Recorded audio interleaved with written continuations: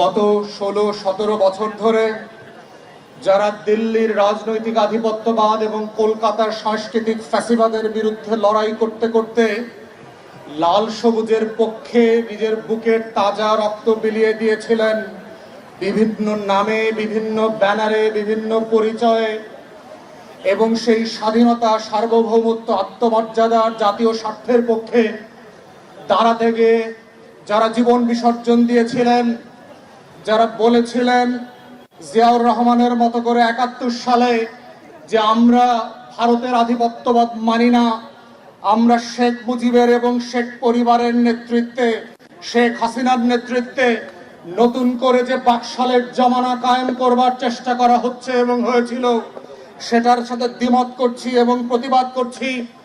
যারা প্রত্যেক দিন বলেছিল যে বাংলাদেশের পশ্চিম এবং পূর্ব প্রান্ত থেকে যারা শকুনের মতো করে আমার সীমানা খেয়ে ফেলতে চাচ্ছে, তাদের সেই রক্তচক্ষুকে উপেক্ষা করে আমরা এই বাংলার স্বাধীনতার আকাশ, এই জমিন, এই ভূখণ্ডকে রক্ষা করব। যারা এই সীমান্তের প্রান্তে প্রান্তে, মহল্লায় মহল্লায় দাঁড়িয়ে ঘোষণা করেছিল যে আজাদির লড়াই চলছে 100 বছর থেকে, এই আজাদির লড়াই থেকে আমরা পিছনে হটব না। বাংলার মানুষ যারা ব্যানারে ব্যানারে দলের পক্ষ থেকে এবং দল ছাড়া যারা স্বাধীনতা সার্বভৌমত্বের জন্য আবু সাইদ মুগ্ধ হয়ে 16 বছরে চৌধুরী আলম হয়ে, সুমন হয়ে, ভিন্ন ভিন্ন নামে যারা বুক চেতিয়ে দিয়েছিল এই দেশকে রক্ষা করবার জন্য, সেই হাজারে হাজারে গুম হয়ে যাওয়া, খুন হয়ে যাওয়া বেফাস লাশের যারা কবর পর্যন্ত খুঁজে পান নাই, সেই গণ কবরের পক্ষে থেকে যারা লড়াই করেছে, সেই সংগঠন আয়োজিত আজকের এই অনুষ্ঠানে যারা উপস্থিত হয়েছেন, মায়ের ডাকের আয়োজক বৃন্দ, নেতৃবৃন্দ, যারা নায়কের মতো করে, হিরোর মতো করে সেই আর্জেন্টিনা, বলিভিয়া এবং সাউথ আমেরিকার মতো করে, মায়েদের মতো করে নতুন করে হাজির হয়েছেন বাংলার আকাশে, সেই শহীদ হওয়া, গুম হয়ে যাওয়া আবাবিলদের রক্ষা করবার জন্য, তাদের বিচারের দাবিতে সেই গুম হয়ে যাওয়া পরিবারের সদস্যবৃন্দ, মা বাবা, ভাই বোনেরা, সন্তান সমতুল্যরা এবং আমাদের জাতীয় নেতৃবৃন্দ, বিদেশি মেহমানরা, সবাইকে আসসালামু আলাইকুম। এই মায়ের ডাকের পরিবার থেকে আজকের আয়োজনের প্রথম বক্তব্য হচ্ছে বিচার। যেই বিচারের দাবিতে আমরা গত 10-12 বছর ধরে টানা রাস্তায় রাস্তায় ক্যাম্পেইন করছি, মিছিল করছি, সমাবেশ করছি, বিভিন্ন জায়গায় সরকারের পেটোয়া বাহিনীর সাথে মুখোমুখি হয়েছি। বিভিন্ন দিন আওয়ামী ফ্যাসিবাদের বিরুদ্ধে লড়াইয়ের পাশাপাশি এই মায়ের ডাকের পরিবারদের লড়াইকেও আমাদেরকে একসাথে মোকাবেলা করতে হয়েছে।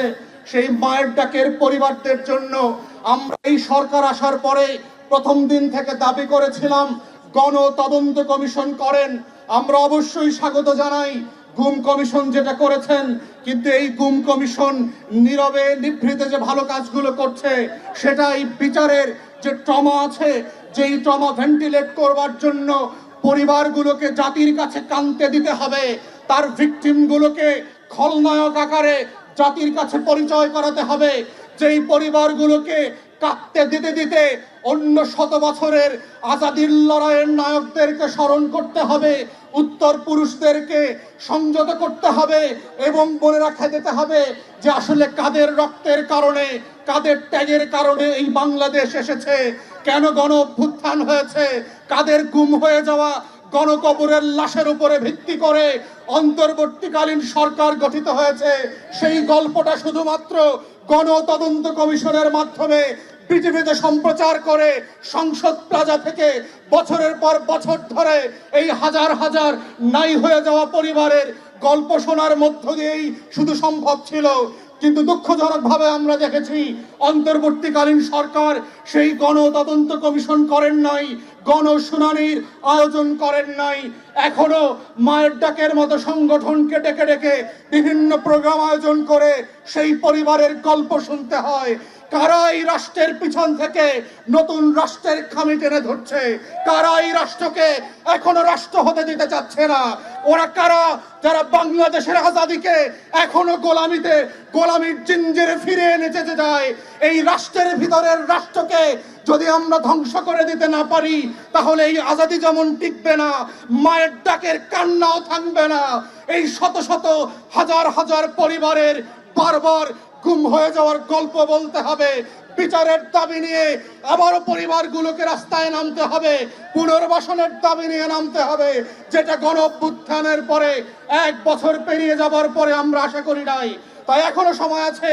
অন্তর্বর্তীকালীন সরকারকে বলছি, আপনারা যাদের রক্তের উপরে দাঁড়িয়ে, যাদের লাশের উপরে দাঁড়িয়ে, যাদের গুম হয়ে যাওয়ার বিরুদ্ধে দাঁড়িয়ে আপনারা ক্ষমতা নিয়েছেন, তাদের সেই শহীদদের গুম হয়ে যাওয়া পরিবারের কান্না শুনবার জন্য গণশুনানির আয়োজন করেন, তাদের ট্রমাকে ভেন্টিলেট করতে দেন, তাদের বিচারের ব্যবস্থা করেন এবং সরকারের বিভিন্ন বাহিনী এবং আমলাতন্ত্রের মধ্য দিয়ে স্পেশালিস্ট ইউনিট তৈরি করেন, যেই ইউনিটের একমাত্র কাজ হবে শুধুমাত্র গুম পরিবারের কথা শোনা, তার গল্প শোনা, তার পরিবারের সংবাদ মোতাবেক, তথ্য মোতাবেক এই ক্রিমিনালদেরকে হাজির করা, বিচারের মুখোমুখি করা।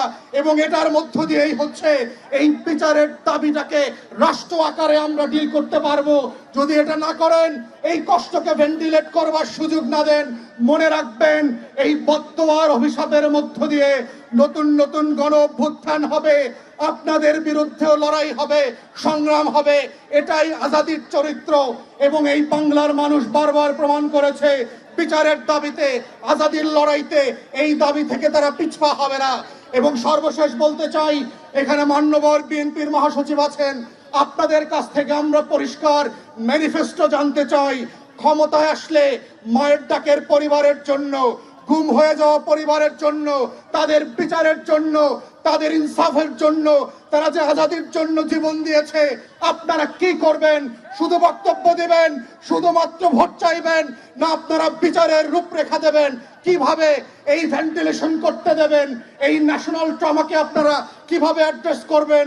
দুনিয়ার বিভিন্ন দেশে যেখানে গণহত্যা হয়েছে, লড়াই হয়েছে, তাদের অভিজ্ঞতাগুলোকে কাজে লাগিয়ে এক্সপার্টদের সাথে বসেন এবং এখনই অবিলম্বে আমরা দাবি করছি মায়ের ডাকের পরিবারের পক্ষ থেকে বিচারের রোডম্যাপ ঘোষণা করেন, যেন ক্ষমতায় আসার পরের দিন থেকে আপনারা কাজ শুরু করতে পারেন।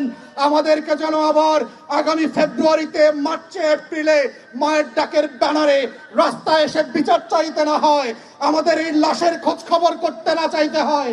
কারা কারা দায়ী, তাদের পুনর্বাসনের রাজনীতি যেন আমরা আর দেখতে না হয়।